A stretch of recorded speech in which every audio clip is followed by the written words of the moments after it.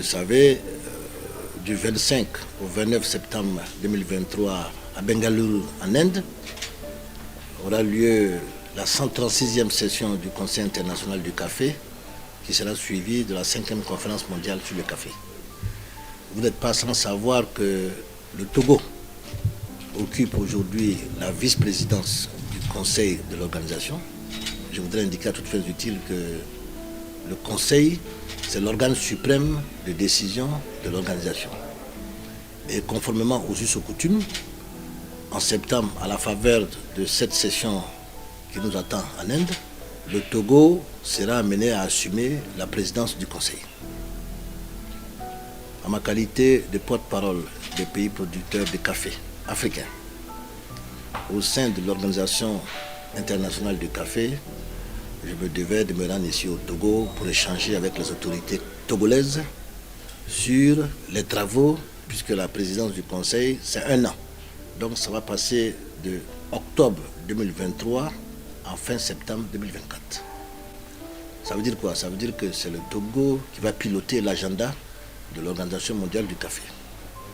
J'étais venu indiquer au ministre le soutien massif et franc de la communauté caféière africaine au Togo, puisque c'est un des nôtres, c'est un Africain, et de deux, voir comment on pouvait créer les conditions pour que dans l'agenda mondial du café, on puisse prendre en compte les préoccupations des pays producteurs de café en Afrique.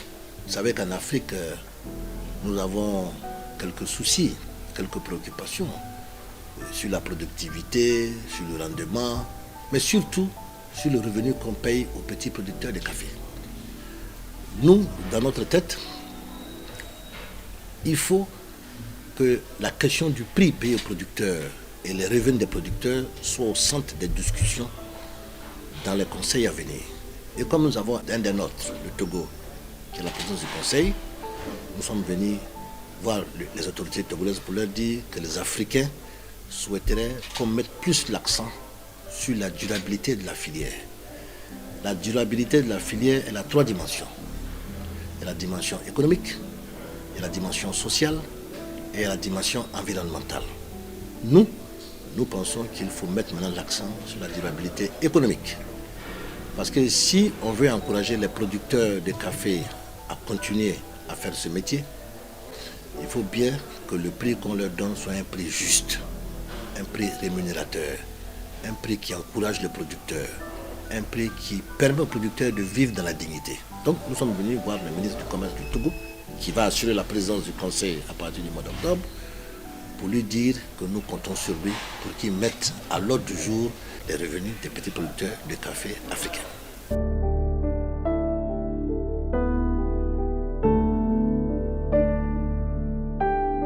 L'Organisation internationale du café est une organisation intergouvernementale qui a été mise sous les fonds baptismaux en 1963.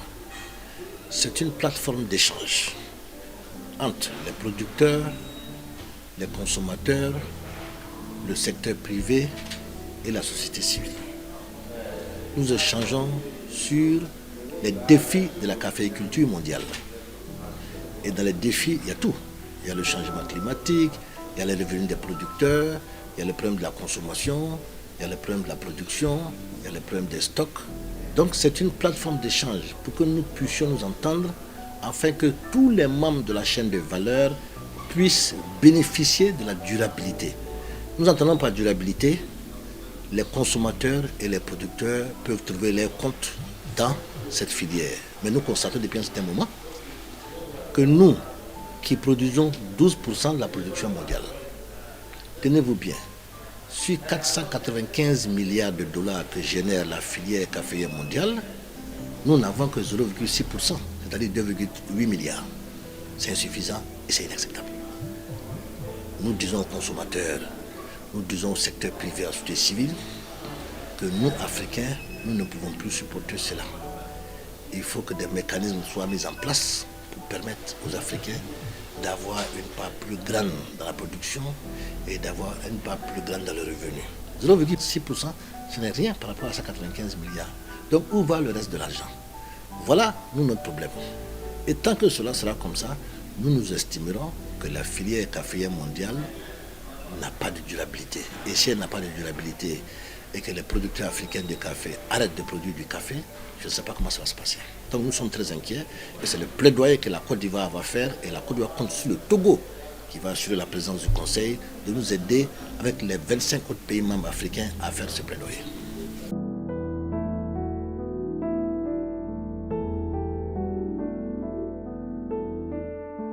Je suis effectivement allé voir M. Koussoué, qui est le président de la Fédération des cultivateurs producteurs de coton du Togo et qui est par ailleurs le président de l'Association des producteurs de coton de l'Afrique.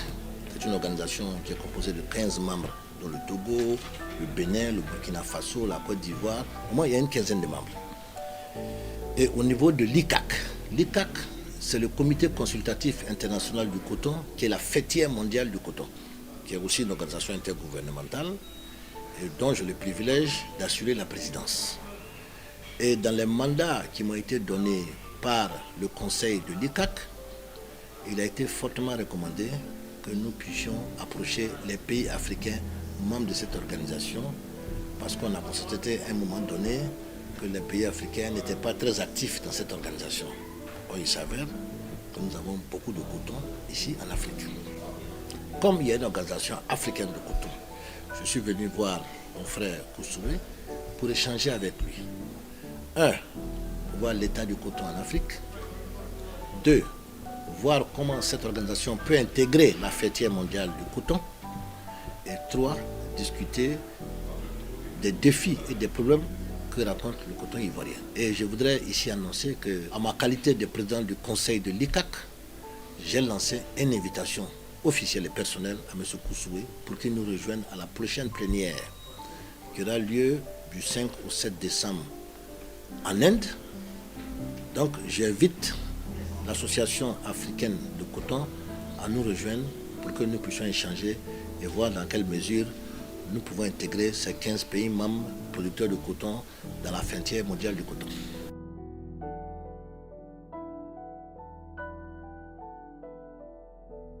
Les problèmes liés au renforcement des capacités, la problématique des prix, la problématique des stocks, les maladies au niveau du coton, du café ou du cacao.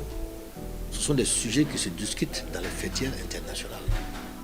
Là-bas, on a la possibilité non seulement d'échanger des expériences avec les autres pays, mais on a aussi la possibilité de mobiliser des fonds dans le cadre du renforcement des capacités pour aider nos petits producteurs.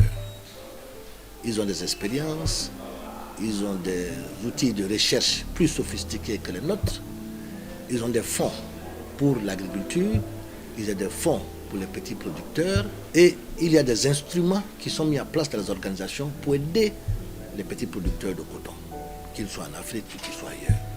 Voilà pourquoi nous avons encouragé l'Association africaine de coton à nous rejoindre à la prochaine assemblée pour que, 1, ils se présentent, 2, qu'ils fassent un plaidoyer pour leurs préoccupations et de 3, pour qu'ils voient comment ils peuvent mobiliser les fonds. Je vous donne un exemple. Au niveau du coton, il y a ce qu'on appelle le C4. C'est le Bénin, le Mali, le Burkina Faso et le Tchad. Mais je constate que ces 4 pays, à cause des problèmes qu'ils ont chez eux, ne sont plus très actifs. Ce sont eux qui parlaient des préoccupations du coton africain sur la scène internationale. Et actuellement, ils ne sont plus opérationnels. Donc il nous faut, entre Africains, trouver des mécanismes pour encore porter les préoccupations. Les subventions américaines sur le coton est une préoccupation pour l'Afrique, par exemple. Les règles de l'OMC qui sont violées par les organisations intergouvernementales est une préoccupation aussi pour l'Afrique.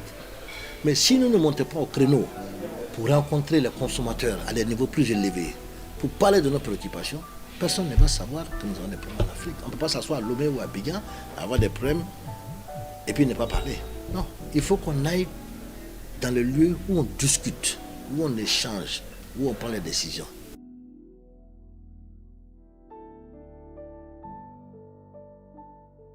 Il y a un optimisme.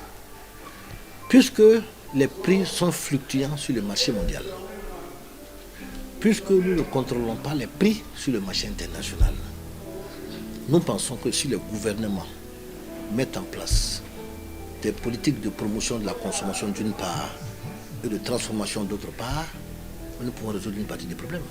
Et la plupart des pays ont commencé à se lancer dans la transformation locale et dans la promotion de la consommation. Puisque ces deux mécanismes permettent, un, d'ajouter de la plus-value sur le produit, deux, de créer des emplois. Nous ne pouvons pas continuer à exporter des cerises ou des fèves ou du caoutchouc, du coton à longueur de journée. Il faut que nous les transformons et je pense que la plupart des gouvernements africains ont cette idée, sont là-dessus et sont en train de le faire. Donc moi, d'ici 2030-2035, je suis optimiste qu'il arrivera un moment où l'Afrique ne devra plus exporter des produits bruts, mais devra les transformer. Et tous ceux qui veulent transformer avec nous, nous leur demandons, ce n'est pas la peine de prendre nos fèves, ou nos cerises ou nos cotons pour aller en Europe ou ailleurs, qu'ils viennent installer des usines de transformation dans les pays africains pour les transformer pour les bénéfices des Africains.